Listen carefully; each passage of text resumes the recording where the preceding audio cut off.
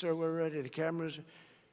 We will have no tax on tips. And it became an overnight sensation. That's how it happened, actually. That's how she was my consultant. She did a better job than, you hire these people, you pay them millions of dollars, they don't come up with crap.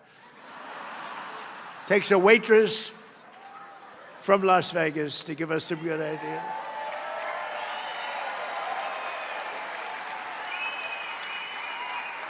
And then we also gave you something that some of you are, especially if you're in the construction stuff, that I love. No tax on overtime. Last week, I'm building this big military complex. It's including a lot of different things, and some of the things I can't even talk about, although it's become very public, because like usual, everything I do, they get sued, but I win the suits. I think I've been sued more times than any human being in history. But it's unbelievable what's happening. It's a tremendous military complex. And for 150 years at the White House, we don't have a ballroom. We don't have a big space. You can seat like 80, 90 people. So we're building a ballroom that everybody's going to be the most beautiful ballroom. I don't care, Fertitta, what your ballroom is. Is this your ballroom? I'm telling you, Fertitta, that's going to be nice, sir. Much nice. But this is very nice. I want to be nice. But I'm building they wanted it for 150 years. And I was out, and they're really moving along. We're ahead of schedule. And it was a Sunday morning. They should be in church, so I don't want to get them in trouble. But there were a lot of men working on Sunday. There were a lot of men working late into the night. They work until 12 in the evening. They go till 12 in the evening. And this one morning, I went over and gathered a group of about 150 people, guys, some women, good workers, great people. And I said, you got to love me because you're making all this overtime working on Saturdays and Sundays and late. And there's no tax on overtime. Did everybody vote for me? And they all said, yeah, I voted. No, you know what that is? A lot of people, the tax on overtime was so great they didn't even want to do it. Now they love doing it. There's a lot of work going on overtime. No tax on overtime. And then you maybe have the granddaddy of them all. No tax on Social Security for our great seniors. Right?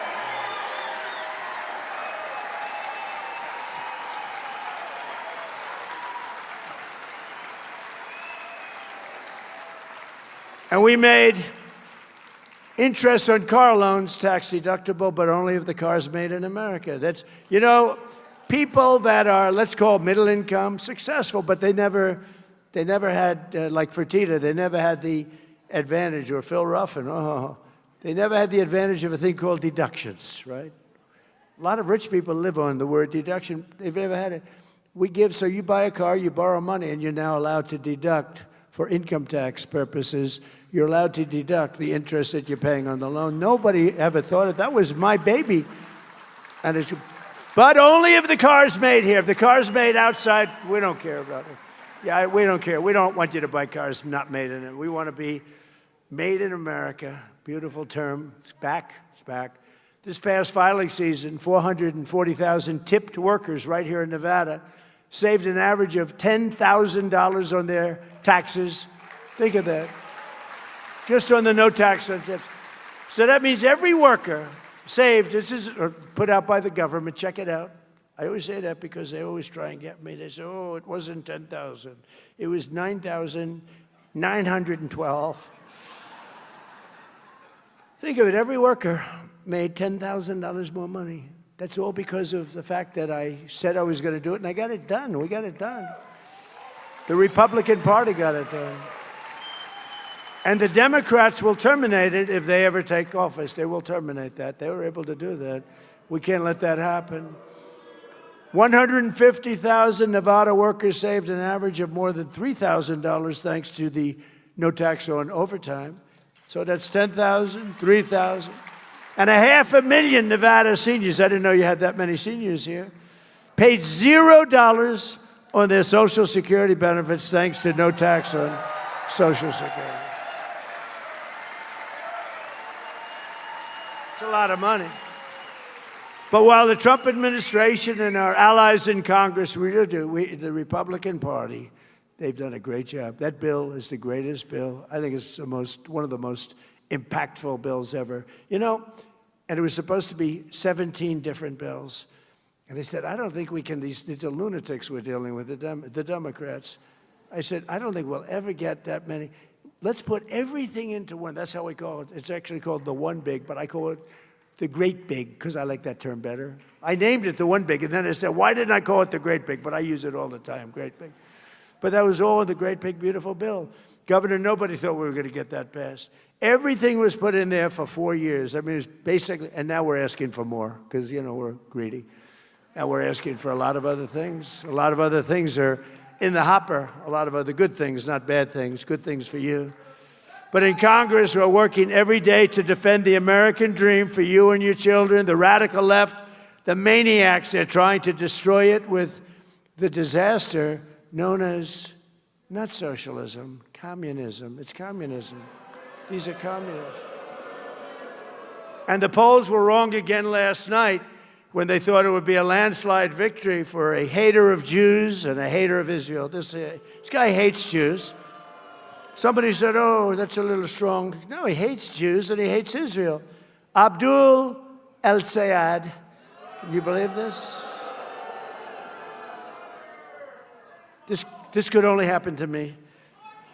Abdul El Sayed, lovely gentleman. He's a man of hate. And now he's going around saying, no, I love everybody. He doesn't love everybody. Put him in office. You're going to find out what he loves. He doesn't love Israel.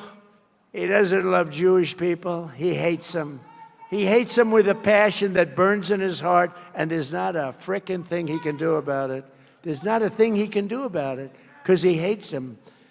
And in Michigan, it was really very close. There's press, you know, the polls and the polls by the press. Oftentimes, the press hires the polls. They want to have it a certain way, but the polls got it really wrong because it was supposed to be a blowaway, and he almost lost. But he's going to lose to our great candidate. We have a great candidate in Michigan. Great candidate. But the socialist candidate ran up big margins against the communist candidate in Detroit. And I was saying that probably it's corrupt. You know, it's probably corrupt. I don't know who the hell they wanted. I couldn't care less. We do better. Actually, we do better against the communists, according to every poll. The poll says we do better against the communists. So he won, and so I think I'm happy. I put out a statement. Congratulations to the Republican Party. The communists want to take their ruinous and deadly ideology of misery and squalor to every state in America, but we're not going to let them. And I will say this, one of the things that I have seen with communism throughout the world, I see a lot of different places being president. I see a lot of results, too, a lot of bad results when you have the wrong people and the wrong ideology. But one of the things I see, and you see it here in the blue states run by Democrats, everything's filthy dirty all the time. The cities stink, they smell.